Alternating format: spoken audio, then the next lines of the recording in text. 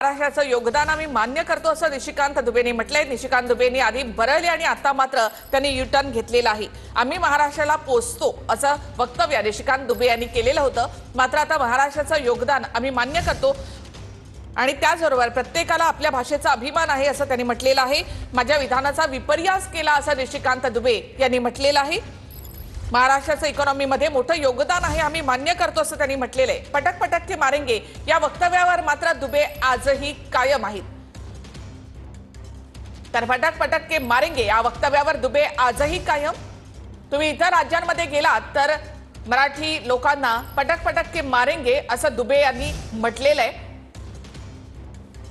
महाराष्ट्राचं योगदान आम्ही मान्य करतो असं मात्र त्यांनी म्हटलं। मात्र पटक पटक के मारेंगे या वक्तव्यावर दुबे आजही कायम आहेत। या वक्तव्यावर आपण कायम असल्याचं निशिकांत दुबे यांनी म्हटलेलं आहे।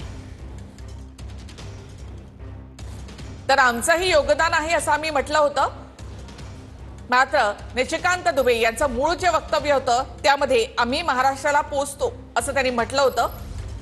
त्यानंतर पटक पटक के मारेंगे अशा प्रकारचं वक्तव्य निशिकांत दुबेंनी केलं होतं, त्यावर मात्र ते अजूनही ठाम आहेत।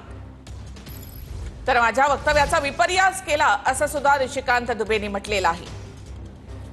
तसंच अंबानींना जाऊन सांगा मराठीत बोला, त्यांना मारहाण करून दाखवा, तसंच मुस्लिमांना सांगा किंवा इतर राज्यांमधल्या लोकांना तुम्ही मराठीत बोला असं सांगा आणि मारहाण करा असं आव्हान देखील त्यांनी ठाकरेंना दिलेलं आहे।